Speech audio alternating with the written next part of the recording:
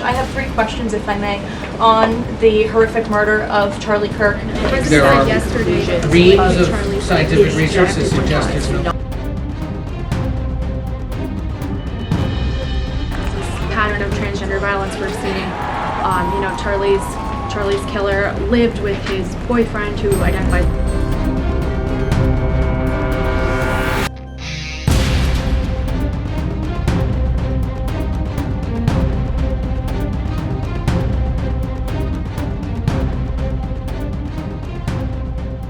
The president said yesterday that the bullet hit Charlie, but it was aimed at every one of us. Do you and your colleagues have a heightened sense of fear following this shooting and this far-left violence we're seeing across the country?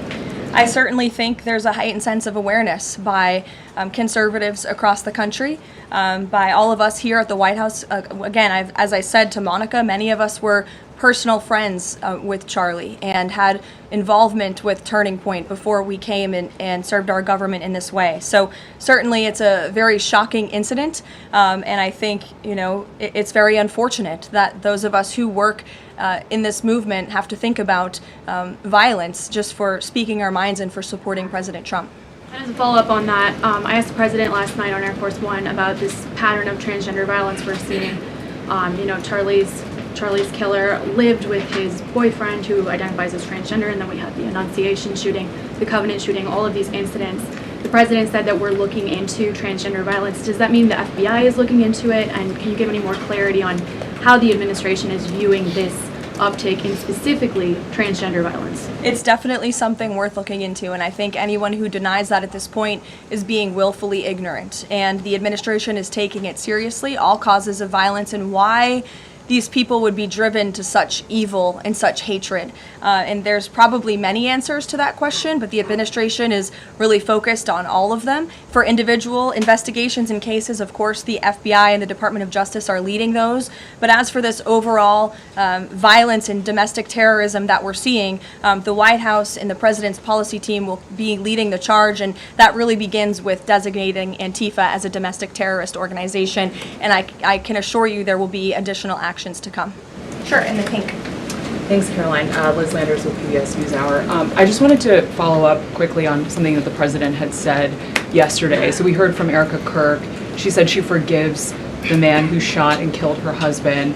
And then right after that, we heard from the president who said, I hate my opponent and I don't want the best for them. How does that square with bringing down the temperature of political violence in this country? And then, if I could, I had a follow-up on Venezuela, too. Look, the president is authentically himself. I think that's why millions of Americans across the country love him and support him, including Erica Kirk, who you saw so beautifully was on stage with the president in an unthinkable moment, in the midst of an unthinkable tragedy, and was leaning on the president for support during that time. And he was there to give it to her, as well as the vice president and many other top-ranking cabinet officials. Government and local officials said that Antifa inscriptions were engraved in these bullet casings that killed Charlie Kirk. It appears to be a trend, especially after what we saw in the Annunciation church shooting, Catholic church shooting. Additionally, Stephen Miller recently commented on the rise in this kind of violence, saying there is a domestic terrorist movement growing in this country. The president is designating Antifa as a domestic terrorist organization. I'm wondering, what is the approach to holding these people accountable, just to ensure that violence like this just is eradicated moving forward? Sure.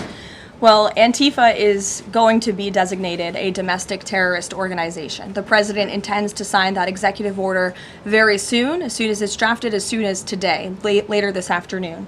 And this is something the president campaigned on, because we have seen a rise in violence perpetuated by Antifa radical people across this country who subscribe to this group.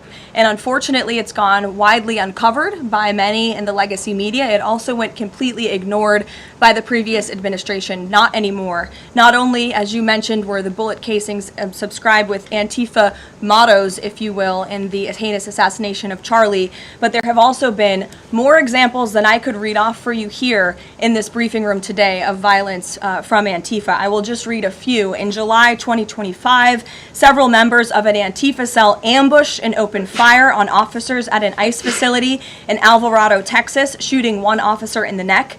Also, in July 2025, 3 Antifa members were charged with assaulting a police officer during a violent riot outside an ICE facility in Portland, which for weeks prior had been under siege from the local Antifa terror cell. In February 2024, a transgender Antifa terrorist detonated an explosive device outside of the office of the Republican Attorney General of Alabama. In July 2023, Antifa members linked to abortionist group Jane's Revenge firebombed pro-life facilities and vandalized churches.